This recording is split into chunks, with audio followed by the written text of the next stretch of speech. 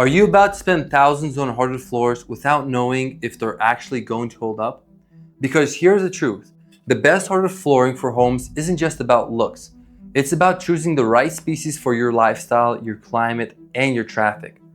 Pick wrong and you could be living with floors you hate, or worse, ripping them out and paying to replace them in just a few years. Coming up in this video, there are 3 things you're going to learn.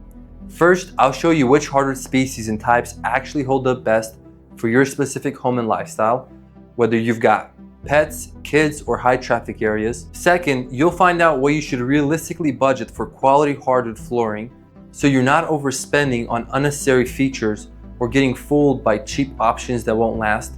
And third, I'm going to teach you exactly how to spot quality hardwood and avoid getting ripped off by salespeople or choosing flooring that scratches and damages easily. Before we get into all of that, let me show you something real quick. I've got 3 different types of shoes here: dress shoes, running shoes, and work boots. You wouldn't wear dress shoes to a construction site, right? And you're definitely not wearing work boots to a wedding. Each has a purpose. Hardwood flooring is the same exact way. There are 3 main types, and each one is built for a specific situation. Once you understand which type fits your home and lifestyle, the rest of this decision gets a whole lot easier.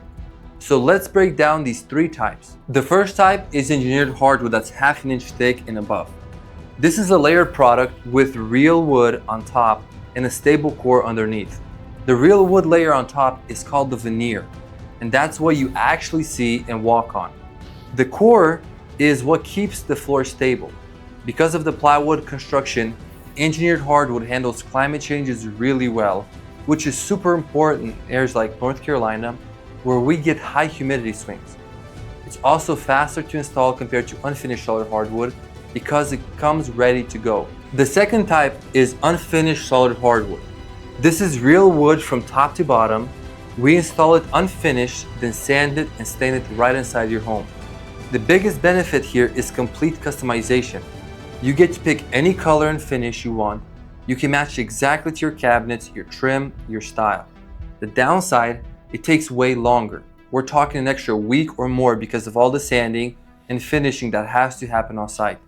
And you've got to deal with completely moving out of the home and then waiting for the floor finish to cure.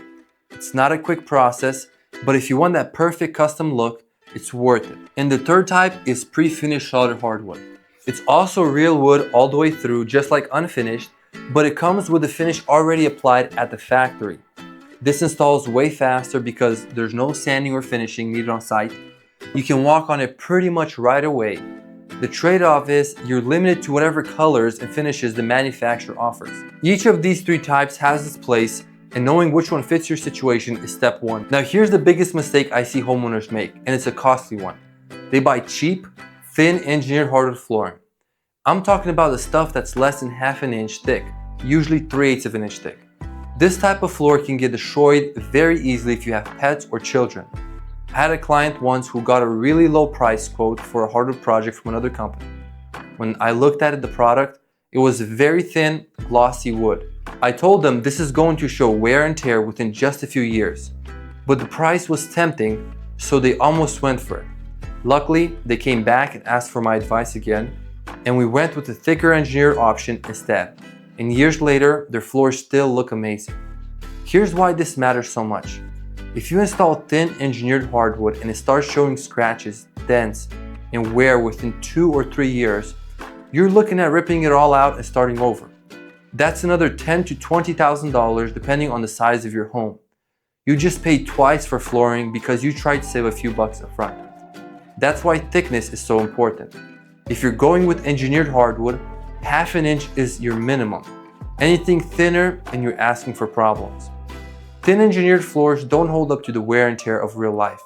They scratch easier, they dent easy, and when you've got kids running around or pets with nails, those floors are going to show damage very fast. Don't let a low price fool you into a decision you regret in 2 years. So what are the best wood species to choose? From my personal experience, I'm going to give you my top 2 picks. For solid hardwood, white oak and red oak is my #1 choice. It's durable, it's timeless, and it's trending right now in 2025. But here's the thing, it's not just trendy. White oak and red oak has been popular for decades and centuries, and it's going to stay that way. It's a safe choice that won't look dated in 5 or 10 years. And for engineered hardwood, my favorite species is European oak. It has a beautiful grain, it's durable, and it holds up great in high traffic households. Both of these species are reliable and they work for almost any home. Now let's talk about climate for a second, because this is something a lot of homeowners don't think about, but it's huge. If you live in an area like North Carolina or anywhere with high climate changes, engineered hardwood is often your best choice. Why? Because solid hardwood expands and contracts with humidity and the temperature swings. In areas where you've got hot, humid summers and cool, dry winters, solid hardwood can start to cup, buckle, or gap over time. You'll see the boards lifting at the edges or separating at the seams. That's the wood reacting to moisture in the air. Engineered hardwood is much more stable. It has a layered construction which keeps it from moving as much, which means it performs better long term. This is a huge factor, and it's something you need to consider based on where you live. If your area has big swings in humidity and temperature, engineered hardwood is going to give you way fewer headaches down the road. Now let's match your flooring to your lifestyle. If you've got high traffic areas, pets, or kids, you need a floor that can handle it. Oak, whether it's solid or engineered, is the most common floor we install, and it holds up great to higher traffic households. It's not the absolute hardest wood out there, but it's hard enough for real life. If you've got dogs, their nails are going to click on any hardwood floors. That's just how it is. But with oak, you're not going to see deep scratches and dents as easily as you would with softer woods like pine. If you've got kids, spills happen. Toys get dropped, things get dragged across the floor. Oak can take it. It's a workhorse. And if you go with a matte or satin finish instead of high gloss, you're not going to see every little scratch and scuff. High gloss looks beautiful in the showroom, but in real life, it shows every imperfection. That's why I usually steer our clients toward a more natural, lower sheen finish like satin. It just hides wear much better. Now let's get into the budget and pricing, because this is where a lot of people get surprised. The reality is hardwood flooring is an investment. For engineered hardwood that's half an inch or thicker, you're looking at around $7 to $10 a square foot just for materials. For solid hardwood, whether it's pre-finished or unfinished, you're looking at $5 to $8 a square foot for materials. Then you've got installation, which can add anywhere from $4 to $10 a square foot depending on the type and the complexity of the job. On top of that, you've got removal of your old flooring, subfloor preparation, trim work, and finishing if you're going with unfinished solid hardwood. All of that adds up. For a 1,000 square foot project, you're realistically looking at $13,000 to $20,000, sometimes even more. I know that might sound like a lot, but here's the thing. The sweet spot for value is right in the middle. You don't need the most expensive exotic wood, and you don't want the cheapest thin engineered floor. You want something that's going to last, look good, and doesn't break the bank. That middle range is where you get the best balance of quality and price. Now, where should you not cut corners? Thickness and quality. If you're buying engineered hardwood, don't go thinner than half an inch. If you're buying solid hardwood, don't go with the cheapest grade that's full of knots and imperfections, unless that's the look you actually want. And don't skip on proper subfloor preparation. If your subfloor isn't flat and level, your hardwood is going to have issues down the line. Boards will squeak, they'll separate, they'll look uneven. That prep work is crucial. Where can you save without sacrificing quality? You can save on the width of the planks. Wider planks are more expensive, but a standard width still looks great. You can also save by choosing pre-finished over unfinished if you don't need custom colors. Pre-finished installs way faster, and you're not going to pay for all that sanding and finishing labor. And get a quote from 2 companies to see which one would be most qualified. Just make sure you're actually comparing the same thing.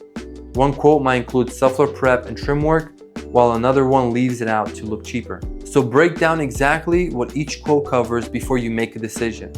So, how do you spot quality hardwood and avoid getting ripped off? Here's how. If someone is trying to sell you engineered hardwood that's less than half an inch thick, walk away. If they're pushing high gloss finishes without explaining how they show wear, be cautious.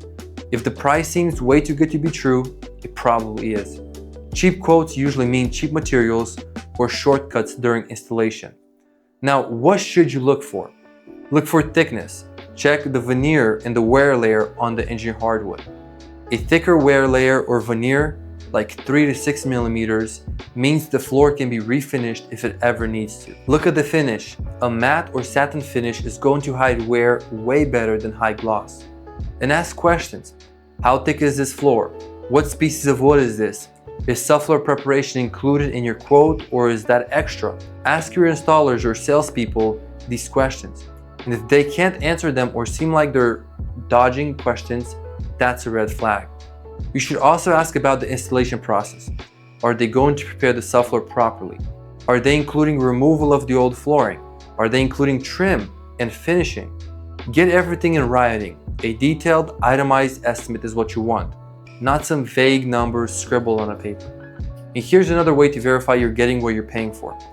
Ask to see the product packaging or the manufacturer's spec sheet. That will tell you the exact thickness and wear layer thickness. If the installers can't or won't show you that, something's off. Now let me quickly touch on pre-finished versus unfinished because this comes up a lot. Pre-finished hardwood installs faster. You can walk on it right away and there's no dust or fumes from sanding and finishing. The downside is you're limited to the colors and finishes the manufacturer offers. You pick from what's available. Unfinished hardwood takes longer.